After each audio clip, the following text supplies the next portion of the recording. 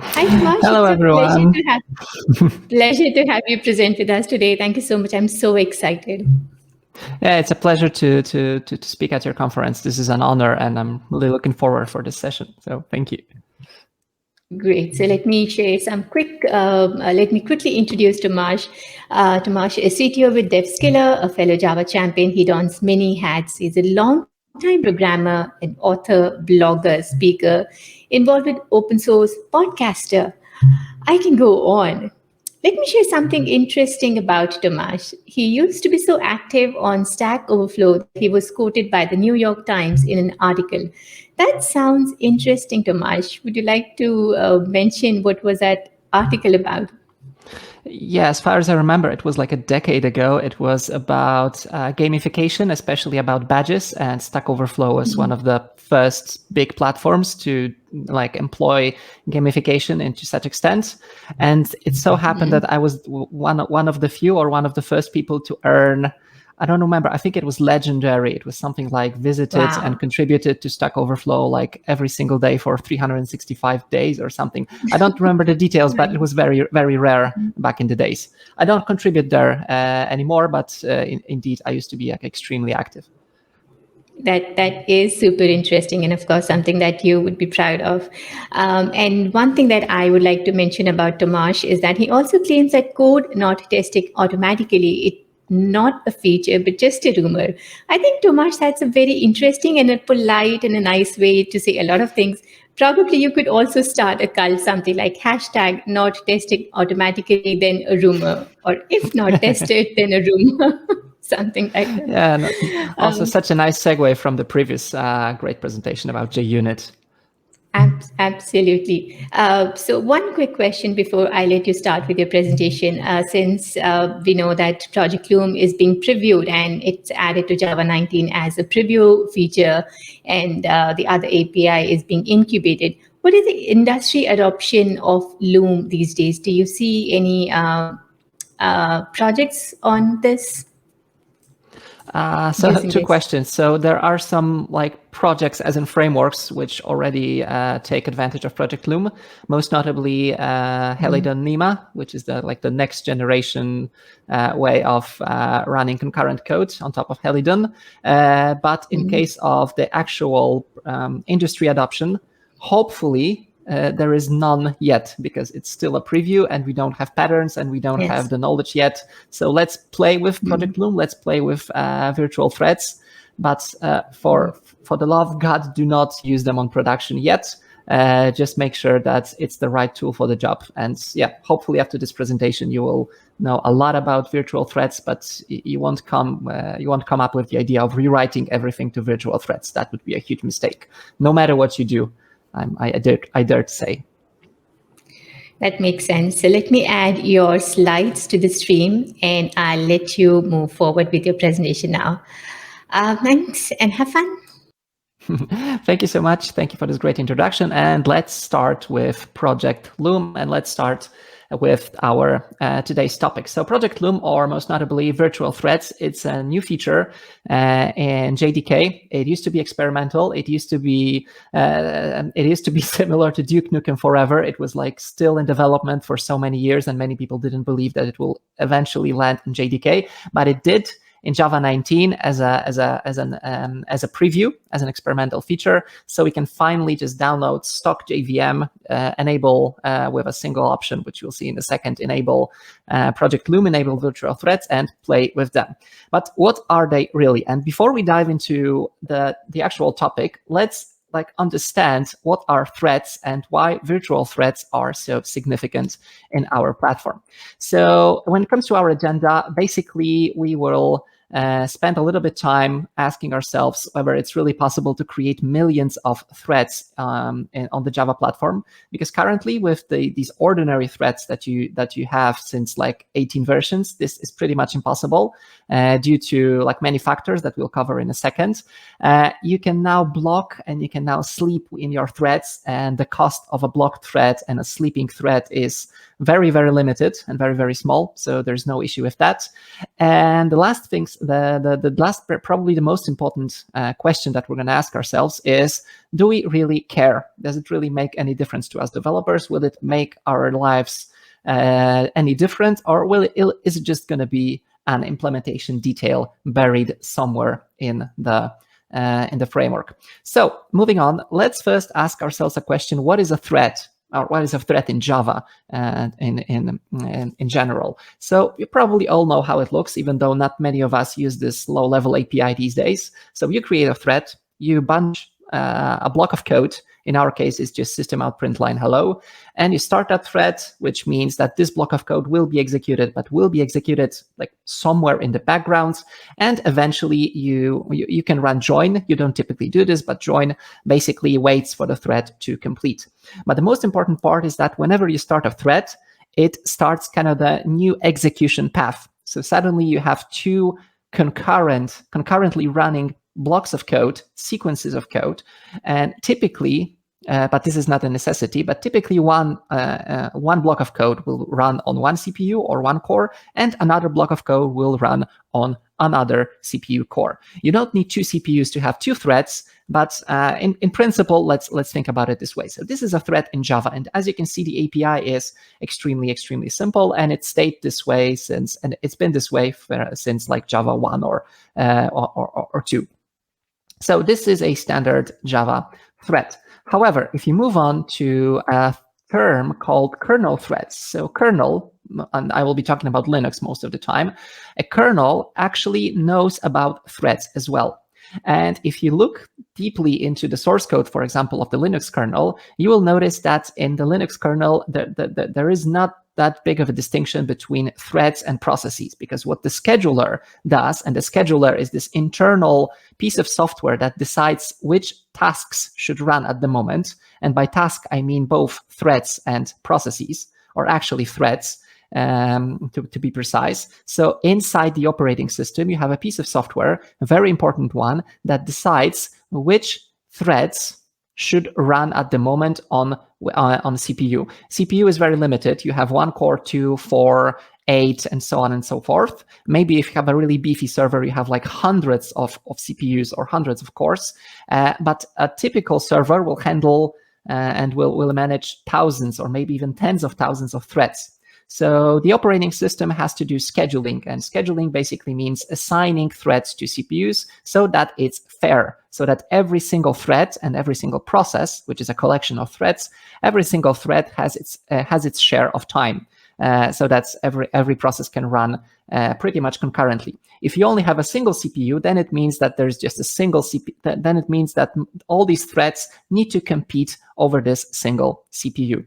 And the operating system is really good for that, because operating system knows everything about your threads. So if your thread uses a CPU, it means that it needs that CPU. However, most of the time, especially in our Java land, most of the time, your threads are actually sleeping or blocked or waiting for I/O. So in that case, the operating system notices that it can take your thread out of CPU, and it can switch. It's called context switching. It can switch to another thread. It can be another Java thread, but it also can be another thread from a different process written in an entirely different technology. So what is the similarity, or what is the relationship between user threads and kernel threads? Well, user threads are created by the JVM, and kernel threads are created and managed by, well, kernel. That's pretty much obvious. And it turns out this is not exactly the same term. So many years ago, in the very, very beginnings of Java, there used to be this many-to-one model. Essentially, it meant that you had just a single core on your machine. So like most of the servers were like single core or single CPU, but Java still supported creating multiple threads. So this was pretty cool. And what Java did is that it essentially implemented its own scheduler inside JVM. So it was taking your Java threads, user threads, and it was making a decision which threads should run on CPU at a given moment in time. This was kind of superfluous, and this was really not needed because the operating system already has this mechanism. So why implement the same scheduler on top of JVM as well? And also it meant that JVM was essentially just using one CPU because that's how it was programmed. So this model didn't really scale well, especially when we got beefier and beefier servers. So then we had many-to-many model, which was not very popular back then. Essentially, it meant we have a bunch of user threads, we have a bunch of kernel threads, and we do some scheduling between them. But it was dynamic all the time, and it was still managed by the JVM. But as JVM grew more and more mature, and the operating systems became more mature, and the servers became bigger and bigger, we eventually landed with one-to-one model, which is what we have so far at least until Java 19. And the one-to-one model basically means that a single Java thread becomes a single kernel thread in your operating system. There is one-to-one mapping. So the operating system, Linux or whatever you use on production, knows about each and every thread you create in your application. This has some really interesting implications. For example, I hope you know this tool called JStack. So JStack, when invoked on a running JVM, will give you a list of running threads, which is a pretty cool thing to have. The thing is that what we typically look at is the actual stack trace. So what is each and every thread doing? However, notice that there are these fancy numbers here, thread ID and native ID. And these identifiers actually come from the operating system. So your thread has a name, and this name, like thread 0 in that case, this thread is kind of local to your JVM. However, recently there was a feature added to JVM so that Java threads actually propagate to the operating system. So we can look up Java thread names inside Linux tools. But in general, what we had for like many versions, we already had this thread ID and native ID. So what can we use them for? Well, for example, there is this really old tool called top. Top basically shows us all the processes sorted by the CPU usage. However, it has an option which is -H, and -H shows threads rather than processes. Because what you have to know is that from the operating perspective, there's actually very little difference between processes and threads. Well, indeed, threads within a single process share memory. But apart from that, and threads from different processes do not. But apart from that, creating a process and creating a thread in operating system in Linux is actually a pretty much the same procedure, with just a single exception of whether a created thread should share memory with its parent or not. So threads and processes are almost the same thing in Linux. That's why when you run top-H, you will actually see Java multiple times, even if you have just a single Java process. Why is that? Because in that mode, top shows each and every thread, not each and every process, but each and every thread. So PID isn't actually the process ID. It's actually the, as far as I remember, thread ID. So by the way, if you want to know which thread inside Java consumes your CPU, you can just use plain old Linux toolbox for that, because Linux knows everything about each and every thread running in your system. But why do I keep talking about it? Well, since in Linux, every thread is almost exactly as Linux process, with a few exceptions, but don't quote me on that. But anyways, it means that every time you create a thread in your JVM, you are pretty close to creating a process, performance-wise. Creating processes is actually pretty fast, but anyways, you get the idea. It means that, first of all, when you start a thread, you have to contact your operating system. So you have to enter the operating system. You have to ask your operating system to create and start a thread. An operating system needs to manage that thread. So this is yet another resource, yet another file handle that needs to be managed by your operating system. But last but not least, and this is actually the most important part, every single thread on your JVM consumes memory. And this is a pre-allocated memory for stack. Stack being this piece of memory, this chunk of memory where you keep information, which methods invoked which methods. So if you get Stack Overflow error, it means that you run out of this memory because you kept calling recursively, for example, too many times. So essentially, every thread is a pre-allocated 1 megabyte of memory. It's virtual memory, so it's not really that bad. But anyways, this is a significant cost when it comes to creating a thread. That's why we came up with all these. Patterns like thread pools, like creating queues and managing tasks through queues. Essentially, this is a leaky abstraction, because what we really want to do is running things concurrently, but what we got is a leaky abstraction of threads, which are actually pretty heavy, so we have to create as few as possible. In an ideal world, we would have only as many threads, as many CPU cores, and these threads should 100% of the time just use the CPU resources, because in that case, we would not pay the price of memory, and we would not pay the price of context switching. So taking a physical thread out of CPU and putting another thread on that CPU or on that core. This is a significant cost, and this is handled by the operating system. So that's the first reason why this is actually pretty costly. So moving on, now we have Project Loom. So let's finally see what are these virtual threads. Project Loom, starting with Java 19, just say -- enable preview, and all the APIs and all the features are there. So what is Project Loom? Well, it has a few goals, and the biggest goal and the biggest marketing term is that now JVM supports creating millions of threads. Basically, you can create threads and forget about them all the time. So for every request, for every user, for every connection, whatever, you can just create a thread, then it just runs for a few milliseconds and you forget about it. This is nonsense. This would be a totally awful idea if this was pre-Java 19 with physical threads, because physical threads are just too heavyweight and you would run out of resources and your system would be just grinding to a halt. But with Project Loom and with virtual threads, you can actually do that. This actually makes sense to create these one-off threads. And let me explain you with these three terms that you see on the screen. Let me explain you why Project Loom is capable of doing so.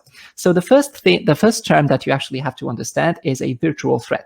So virtual thread is lightweight, it's cheap, it's a user thread. But the thing is that creating a virtual thread has very small cost. It's comparable to just creating an object or creating a Lambda expression. You create a task. You should you should think about it more like a task rather than a full-blown thread. So you can create thousands or millions of them within a JVM. Well, this is not entirely true, but we'll get to that in a second. But then there's a carrier thread. A carrier thread is the real thread, the one that actually runs in the JVM, because now we have two types of threads. A carrier thread is the one that's actually implemented the same way as all the threads that you know from Java 1 to Java 18. So this is a normal, also called platform thread, which runs on a CPU. And this one is known to your operating system, to your Linux kernel.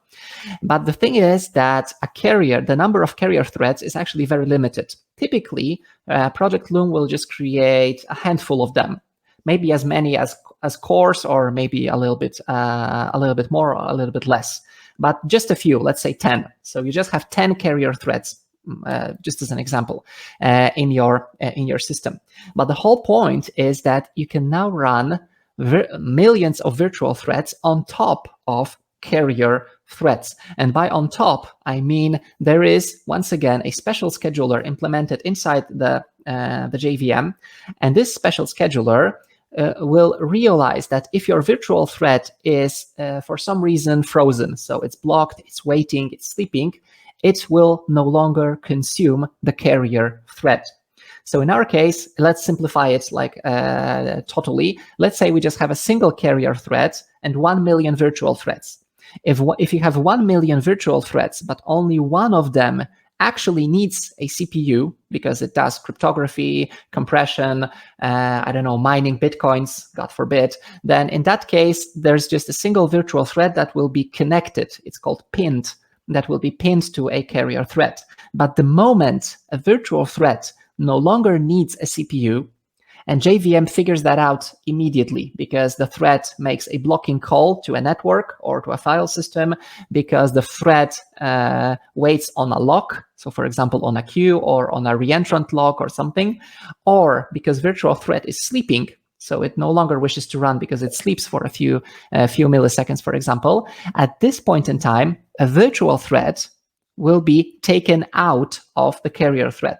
So the JVM will take the stack of the virtual thread, and this stack will be in a sense compressed. So it won't use the full 1 megabyte as the normal platform thread. It will only use as much memory as needed for the current stack.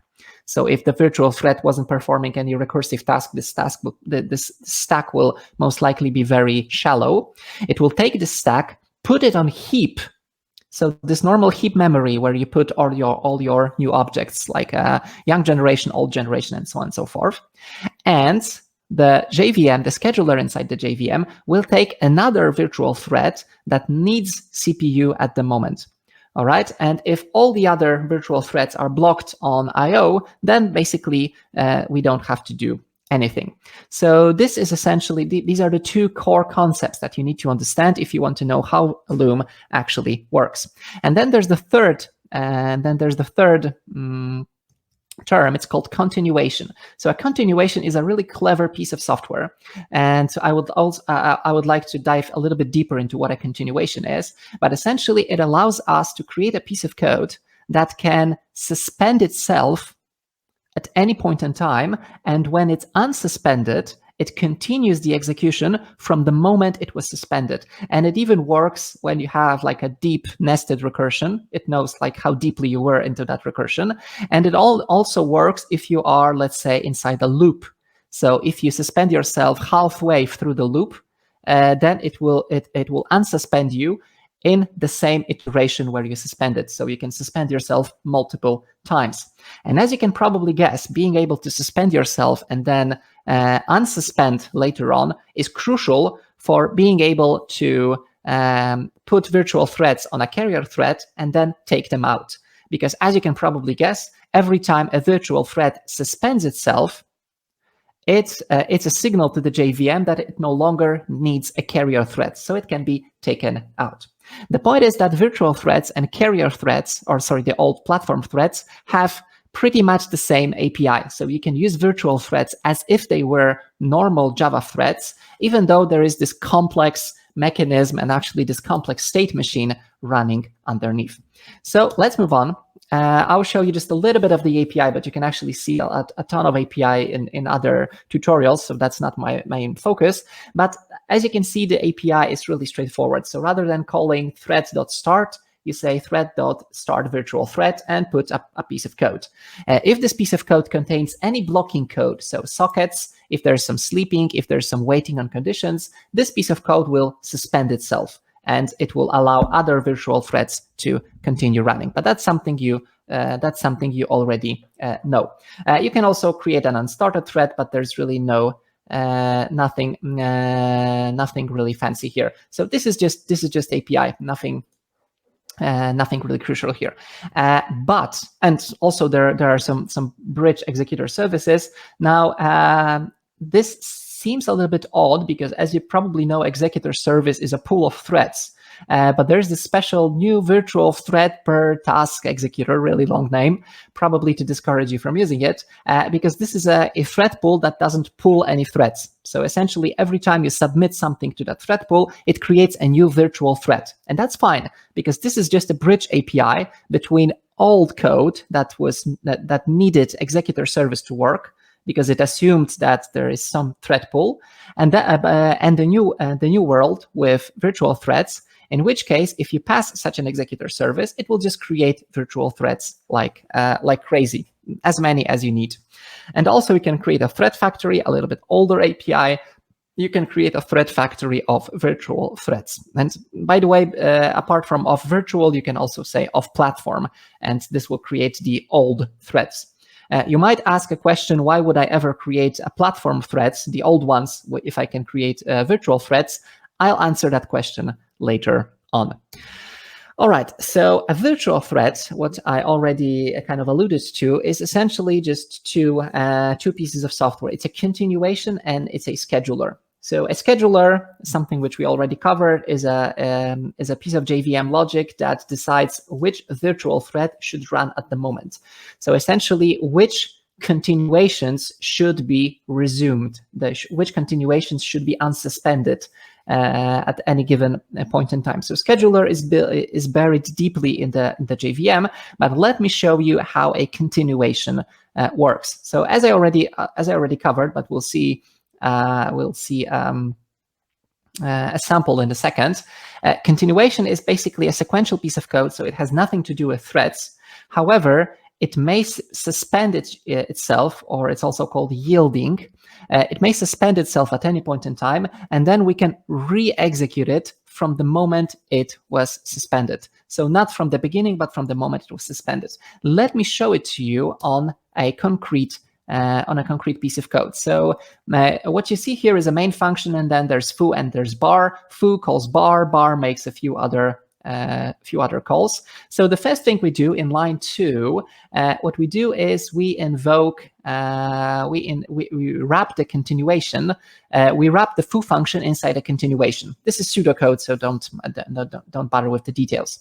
This doesn't on its own do anything. So we just wrapped a function inside a continuation. So it's lazy. However, later on, if I run the continuation, I'm not running foo, I'm running a continuation, but if I run the continuation, it will invoke foo, and there is no concurrency here. Keep in mind, everything happens kind of sequentially. But now I run the foo function. The foo function invokes the bar function, so there is some nesting and delegation here. The bar function makes some few other operations, and then it reaches a function called yield. This is part of the virtual thread, this is part of the continuation API. And what it does is that it will suspend the continuation at the place it yielded. So at this point, we go back to line number 4, so right after calling run, and it seems as if our continuation actually completed. So calling yield can be compared to kind of a deep return, because it returns from all the layers, from bar, from foo, back to the calling code. Or in some sense, it's like throwing an exception, because you unwind the stack and you go back to the place where you handle that exception. But there are no exceptions here. It's just a metaphor. What really happened is that this continuation got suspended. So it's still there. The whole context is still there, kind of kept inside the continuation. So the continuation knows exactly where it was suspended, but it's simply not running. So I can run other operations in the meantime. And if I run the continuation once more, I will not go back to foo function. Instead, I will jump straight to line 17. So straight to the place where I was suspended. And of course, the continuation can suspend itself multiple times. It can suspend itself inside for loops, inside streaming operations, so JavaUtil stream, and so on and so forth. But it's just a piece of logic that wasn't really possible before Project Loom. It's a piece of logic that can suspend itself. So why am I actually talking about all of this? So essentially, being able to suspend itself and then unsuspend or resume at any given point in time allows us to stop a thread, so stop a piece of code at some point, wait and let other operations to run in the meantime, and then unsuspend our task and do the execution later on. And this is pretty cool. And well, let me show you in a second how it works in a real world example. But essentially what coroutines, what continuations allow us to do is to implement things like coroutines in Go or Go routines. We can implement async await, and as a matter of fact, someone already did a few months back. Python has generators, which are essentially the exact same thing. Ruby has fibers. All of these share the same principles of being able to freeze and to resume. Coroutines in Kotlin, obviously, as well. This is the same principle, but at this point, it has a JVM support, because in Kotlin, you have to somewhat work around the limitations of the JVM, but with continuations and with virtual threads, all the internal APIs, so sockets, sleeping, locks, and so on and so forth, all the old APIs are actually aware of Project Loom. So let me tell you what it means that all of them are aware of Project Loom. So this is sleep. Thread.sleep, the simplest function ever.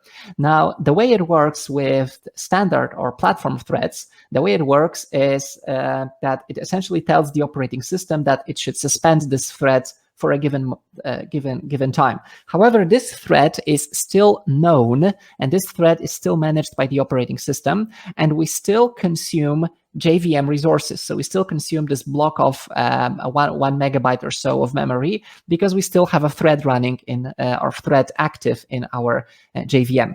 But what happens if our thread is actually a virtual thread? So here's a condition for that. I copy pasted it and simplified from JDK. So if it's a virtual thread, it actually goes into some special sleep implementation, and have a look how the sleep is implemented if you are inside a virtual thread. And this should really ring a bell, because notice that the most important part is that your code actually yields. So whenever you sleep, every time your thread makes a sleep call, it actually yields. So it suspends the current continuation. It takes advantage of that API. But before it does so, it actually schedules unparking. It schedules waking up itself. So it sets off kind of, if you want to sleep for, let's say, 1 minute, your thread, your virtual thread, will set up an alarm clock in 1 minute. And then it will simply say, you know what, I give up. I no longer need a carrier thread. So you can use it, you can take advantage of that thread, and other threads can do so. And as you can imagine, if you have hundreds of thousands of virtual threads which do nothing more than sleeping, their cost is pretty minimal, because all they do is just scheduling this alarm clock in the future and then yielding. And yielding, so suspending a continuation, is a very cheap operation. And in that case, you can have like hundreds of thousands of virtual threads sleeping, so doing nothing, on a very, very limited number of carrier, so physical platform threads. Of course, having hundreds of thousands of sleeping threads wouldn't be possible prior to Project Loom. Even though these threads don't do anything, but they still consume a ton of memory and they still consume precious system resources. So it's not possible to have hundreds of thousands of sleeping threads. So this is how it's implemented. And by the way, before I go there, and by the way, the same technique is used in more complex APIs. So for example, if you wait on a socket, so if you do socket.accept, or if you do socket.read or socket.write, so essentially everything, REST, SOAP, GraphQL, database access, you name it, everything eventually, or NoSQL, everything eventually lands on a socket. So this is at the very bottom of your stack. So every time with Project Loom, every time you block on a socket, you're actually yielding. So in the same manner, you can have hundreds of thousands of virtual threads blocked on I/O, which wouldn't really be possible with standard threads. Why is that possible? Because every time they block on I/O, they are actually yielding, they are actually freezing themselves, letting other threads to work. So they are voluntarily giving up the carrier thread. And a limited number of carrier threads means that there are very few context switches. So we don't have to constantly switch back and forth physical threads and CPUs. And there's less memory consumed by physical threads. The part about memory is actually tricky, but we'll get to that in a second. All right, so this is the hello world, essentially. This hello world shows you that you can create, there's a constant here, but imagine this is like 1 million. So you can create 1 million virtual threads. And this piece of code, you can just take it and run it on your own machine. It will not fail. I saw at least 2 presentations when someone was doing some demo and he was trying to show off that you can create millions of virtual threads, but it's not possible to create millions of platform threads. And not only JVM crashed, but the whole computer crashed. So keep that in mind. But this piece of code running on Project Loom is perfectly fine, because what you see here, and as you can see, on one hand, there's no free lunch, but also there's no magic here, because it's not like we got some, free CPUs. It's not like our computer suddenly became more powerful and we can run more threads. Yes, indeed, we can run more threads. as long as these threads don't do anything. But that's not really that big of a limitation, because most of the time our threads don't really do anything. They wait for I/O, they wait for locks, queues, they are sleeping, so that's fine. It's just that before Project Loom, you couldn't really run millions of threads, even if your problem domain would have been much simpler with that kind of setup. But knowing what we know so far about, for example, sleep method, you already know that there is no magic here, because like all the blog posts which are so excited about Project Loom show off that, yeah, you can run 1 million threads doing nothing. But you can actually easily re-implement the exact same thing using scheduled executor service. Just create a scheduled executor service with a really long queue and submit 1 million tasks 1 second into the future. And that's going to be exactly the same thing performance-wise, and that's going to work that's going to work pretty much the same way. You just replace carrier threads with scheduled executor service with a bunch of platform threads. So it would be the same thing.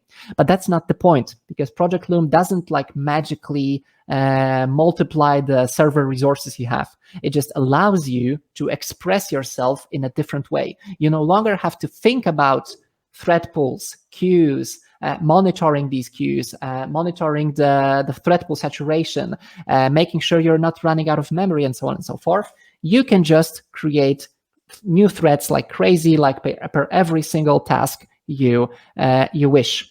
And here is a really big really big comment. This is not really true. So you cannot really be so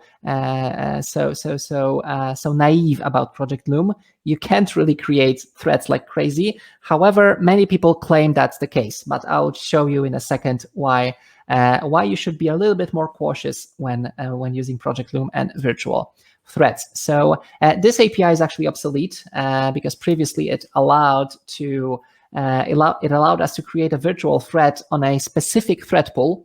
I just tried it like a few days ago, and it no longer compiles. This line of code disappeared, but that's not the point. It's just showing you. It's about showing you that in general you have a virtual thread, and you can create hundreds of thousands of virtual threads on a really small thread pool. So by default, it's forkjoinpool.common pool, which is really small. It has like just a handful of threads.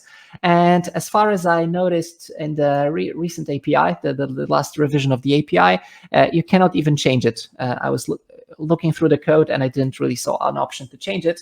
But to be honest, you don't really have to, because the small fork join pool that you already have on your JVM should be sufficient and to run so many threads at the same time. So this is just a sample, but it no longer works, but it just shows you kind of a general idea.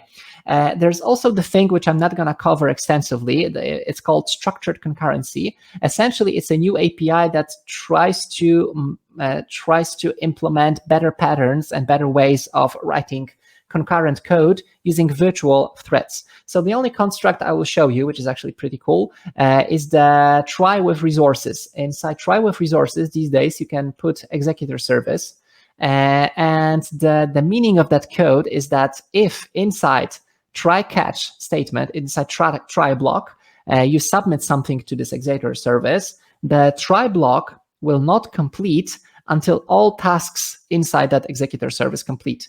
So essentially, it's a fork join type of pattern where you put a ton of tasks into an executor, new virtual thread executor, or these days it's called new virtual thread per task executor or something. The name changed recently. But the point is that you can put millions of tasks into that thread pool, and you no longer have to wait on each individual future. So you don't have to collect futures into a list and then say .join or .get on each and every future to make sure that all tasks completed. You just have to put that in a try with resources block, and that block will terminate only when all tasks defined inside completed. But structured concurrency is much more than that. I'm just kind of showing you what kind of patterns it allows. All right, so wrapping up, but I still have a few words to you. But wrapping up, I really like this quote by Kay Horstman, like 2 years back, I believe. It's tasks, not threads. But what he really meant when he was talking about Project Loom. The thing is, and you have a link to his talk here. The thing is that at this point, you no longer have to think about kind of a leaky abstraction of thread pool. You no longer have to think about things like how many threads do I have at my disposal? What is the length of the queue? So how many things I can put into that queue? What is my monitoring? How the throttling works? What will happen if one of the tasks in a thread pool takes longer than usual? How will it affect other tasks? Should I have one large pool or multiple smaller pools, and so on and so forth? This is kind of a leaky abstraction. What you're actually thinking, what you actually want is, I have a new client. I have a new connection, I have a new player, I have a new request, and I want to run them concurrently. What should I do? I just create a new virtual thread. So in a sense, this is similar to actor frameworks like Akka, where you can create hundreds of thousands of actors. And actors are just like a logical higher level virtual threads, because you can have millions of actors effectively running on a limited number of threads. So this is a really useful feature, and a much better abstraction, because I just create virtual threads and I forget about them. So this is so much cooler. However, and I'm actually, you might seem that I'm actually really excited. You might think that I'm really excited about Project Loom and I don't see the shortcomings. So here they are. But let me just first show you a few examples that I already covered, and then we will move on to shortcomings. So let's say you want to run a piece of code after 8 hours. So I don't know, an employee enters the office and you want to send that employee an email that you're already working for 8 hours, go home. How would you implement that? Well, this is probably the silliest, the stupidest way of implementing this. So having a thread per each employee that sleeps 8 hours and then does something. You would never write a Java application like that, because if you have hundreds of thousands of employees, you would run out of memory, but essentially doing nothing. With Project Loom, that's absolutely fine. Of course, it has all sorts of other problems, like the machine can restart in the meantime. But in general, this is a really, really simple way of scheduling stuff. Do not use quarts. Or I'm not saying that you should never use it, but if you want to make the simplest way of scheduling stuff in the future, just sleep a certain amount of time and then do your work, because you don't pay, you pay very little price for every virtual thread. Another example, let's say you have, I don't know, an online game, or you're writing a massive chat application or whatever. You no longer have to pay attention to thread pools, whether your thread pools are big enough. You just create a new thread pool, a new virtual thread per each connection, per each player, per each message, per each request, whatever, and it just works. So that's another way in which, like, it's so much simpler. Imagine writing a simple server in Java where every time a new connection appears, you just create a new thread for it. That's so much easier, and it makes our lives so much easier. Another example. So let's say you have to download 10,000 images concurrently. So what you do in the old days, you create a thread pool which has like 100 threads or maybe 1,000 threads. Definitely not 10,000 or 100,000. That would be an overkill. But you create a thread pool, you put all these tasks into a queue, and then you wait.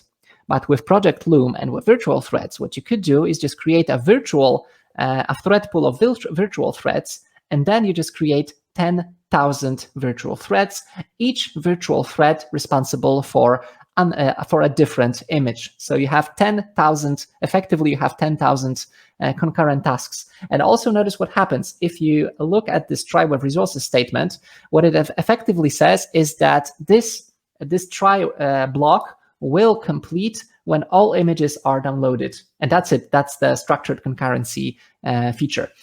So seems like our lives is so much easier, but there's a caveat, and let's talk about disadvantages from now on. So previously, if it was a standard thread pool, by standard I mean with a limited number of threads, you would have a natural throttling mechanism. A natural throttling mechanism because you cannot download more images concurrently as threads you have. If you have 100 threads, you cannot download more than 100 images at the same time. So you might think that this is a limitation, but on the other hand, you all have a natural DDoS protection. And DDoS, which is incurred by us. So we are the client causing the DDoS. With Project Loom, I told you that you can just now create millions of threads per each task, each request, whatever. But that means that at some point you will create such an amount of traffic that it might kill other services. And also keep in mind that virtual threads have a small cost, but it's not a zero cost, which means that you cannot create, billion virtual threads because you will run out of memory eventually as well. So you have to now with Project Loom, you have to implement throttling, limiting, and other sorts of mechanisms yourself. You cannot rely on the fact that there's a limited number of threads, which is a very natural limitation. So you have to become friends with countdown latches and semaphores, discussed in the previous talk as well. And this is a fairly low-level API, which I rarely used before Project Loom. And with Project Loom, I suddenly have to remember that I cannot create too many threads. So I need to use a semaphore. I need to use a countdown latch to perform some sort of synchronization. And by the way, these locking mechanisms are Loom aware, so to speak. So if you block on countdown latch or if you block on a semaphore, it will suspend your virtual thread. But that's kind of a side note. The point is that you still need some higher level mechanisms that will actually both take advantage of virtual threads and prevent you from shooting yourself in the foot. What are the other problems and limitations which you have to be aware of before you dive deeply into Project Loom? So first of all, if you have a deep stack trace, and by the way, this is a stack trace coming from a typical Spring Boot application, it has servlets, it has Spring MVC, it has security, it has aspects, it has JDBC, Hibernate, so on and so forth. There's like 200 lines of stack. And it's not that big. It doesn't really cause Stack Overflow error, but it's fairly big. And also remember that, for example, parameters or references to parameters are also placed on the stack. So if you have a normal kind of business application, and then the cost of the virtual thread actually becomes not that small because you have to take the stack trace, which is fairly long, fairly deep. You have to take it and you have to put it on the heap. And this becomes a fairly big object. And if you have hundreds of thousands or maybe millions of virtual threads with a deep stack, it means you have millions of objects, extra objects on your heap. So indeed, you are not wasting memory, this pre-allocated memory for each platform thread, for each physical thread. However, you suddenly have much bigger heap. And as long as virtual threads are really small, are really shallow, so let's say you're starting a virtual thread and all you do is just thread.sleep, which like all the blog posts and all tutorials covered first. As long as you do that, then you're fine because you have millions of really, really small objects on your heap. However, if your stack traces become long, the performance cost, especially the garbage collection cost, becomes significant. So in real life applications, you might be surprised, you might be unpleasantly surprised that Project Loom doesn't really bring that much into the table. As a matter of fact, in the links on last slides, I am giving you a link to experiments did by the Jetty team. They really quickly switched from normal threads to virtual threads, and the performance difference wasn't really that big. So they didn't really get that big of a boost in terms of throughput and response times.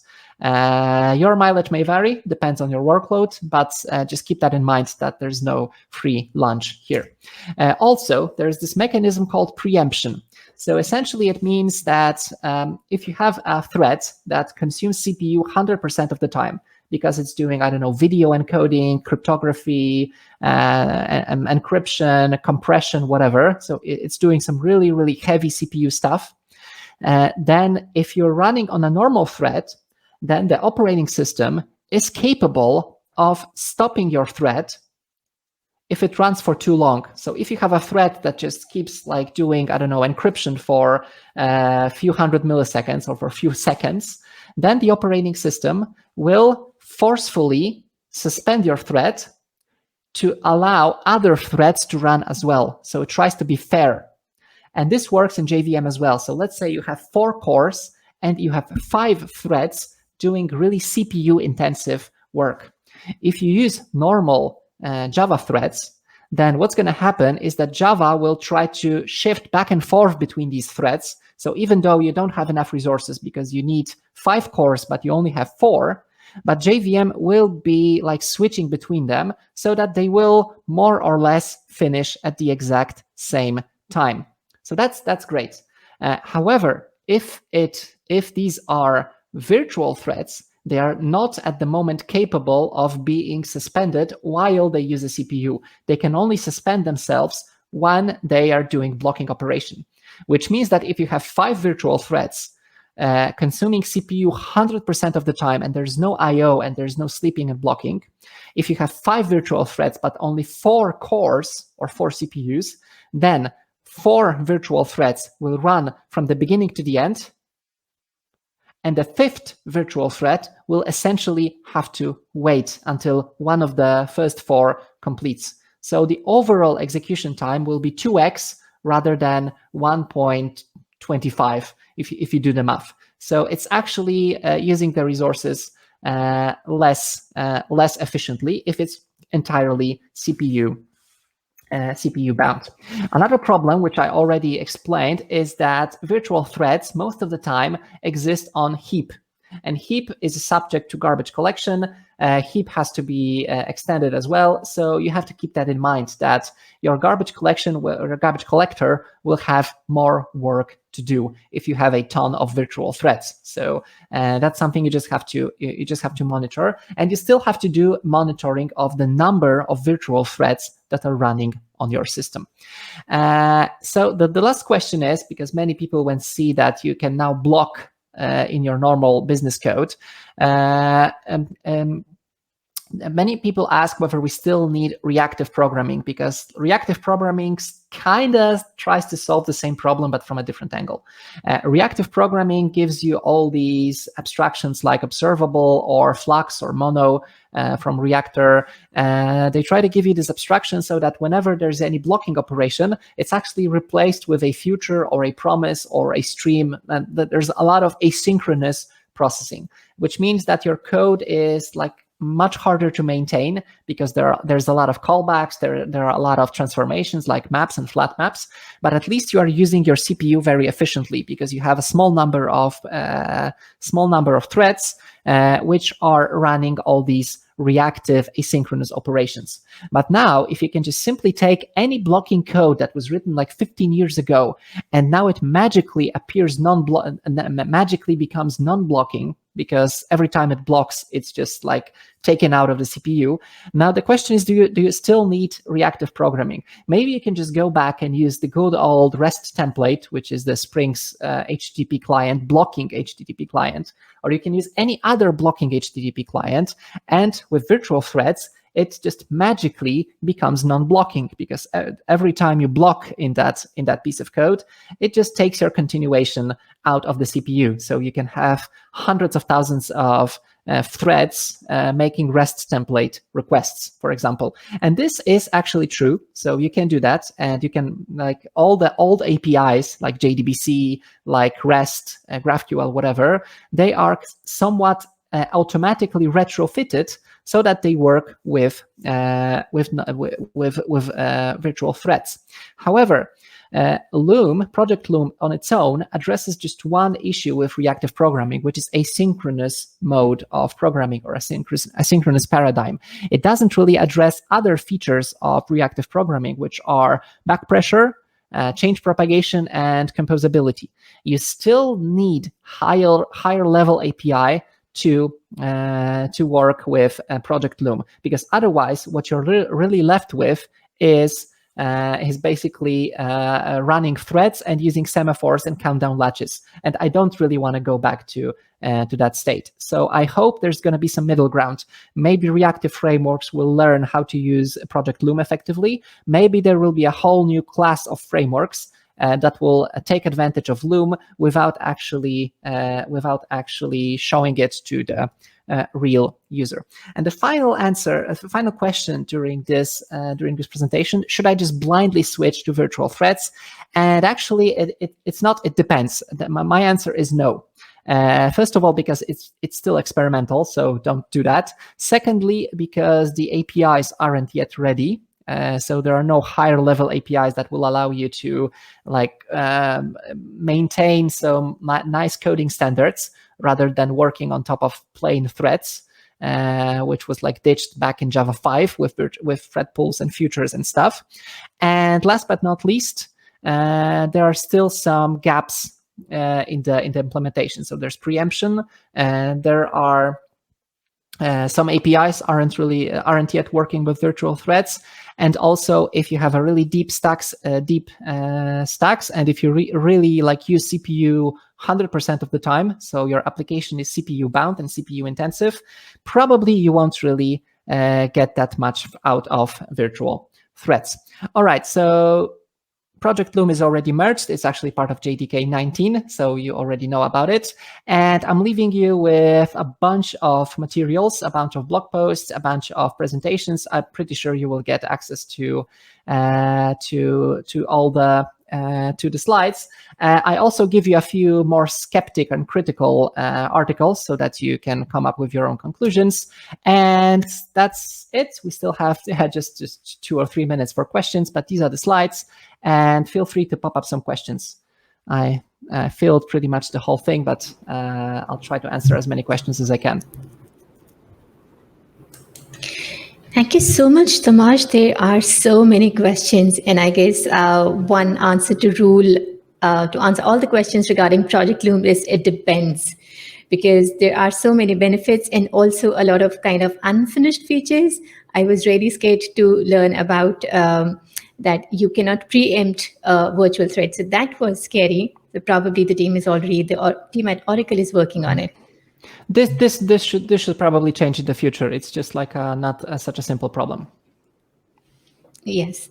So let me, because we are running out of time, I will just be able to ask a few questions. So there was one question which by David, and this was when you showed your slide related to the caryatids. And okay. Yeah. So to be precise, it's a. Yeah, so let me answer. So basically, it's a many-to-many model, not many-to-one, because we have many carrier threads and many virtual threads with a better JVM scheduler, yes, with some support for continuations, essentially, which wasn't possible back then. Yes, because I believe continuation is a Project Loom, and there was no way for the JVM to schedule the threads before Project Loom. Yep. Now JVM will be able to do that. Okay, so there's another question. I am not sure whether the links that you shared would have any information on this thing. There was a similar question about the benchmarks for virtual threads. Yeah, so I don't know anything about I guess you're talking about performance versus efficiency course on new Macs, these M1, M2 chips. To be honest, I don't know, but this is kind of an implementation detail of the JVM. So if you have a server with different types of CPUs, I guess the JVM should sooner or later know about it so that it more efficiently schedules threads. But I'm not aware of such a feature, to be honest. And in the blogs that you had, do you have any link for which talks about the benchmark as well? Yeah, on one of the last slides, there was a benchmark from the Jetty team, actually 2 articles, part 1 and part 2. And from their benchmarks, it's on a real life workload on a Jetty server. It wasn't really that clear cut that virtual threads do pay off. But keep in mind that it was a year or year and a half ago. So a lot has changed in the meantime. But the whole problem is that if your stack traces are deep, then your garbage collector goes crazy. So keep that in mind. And there were a lot of other questions regarding using virtual threads in the application server. And there was one question regarding using virtual thread in pools. I understand that there's no need to pool a virtual thread, but probably the person asking the question is more concerned about using the existing code that he has and just replacing a virtual thread in place of the regular thread. Would that be a good thing? So yes and no. Yes, you can simply replace new fixed thread pool with new virtual thread pool or virtual thread per task. They changed the name. So yes, you can do that and it will just work. Asterisk. And no, you shouldn't do it because the standard thread pool gives you throttling. So kind of naturally you get a limitation of the throughput. So you can know by fact that you won't run more than, let's say, 100 concurrent operations. With a virtual thread scheduler, you can create millions of virtual threads. So you need to put some limitation in place on top of that, which is not part of Project Loom. So kind of blindly switching to such a thread pool may actually do more harm than good. Thank you, Tomasz. There are so many questions, but we're running out of time. But if you have some time, probably you can answer the questions in the YouTube if that's possible for you. But otherwise, I understand you might have other tasks to work on. Thank you so much. That was an amazing session, probably the best ratings that we had for today's conference. A pleasure to learn from you. Thank you so much for your time. Thank you so much. Thank you for the invitation and have a great rest of the conference. See ya.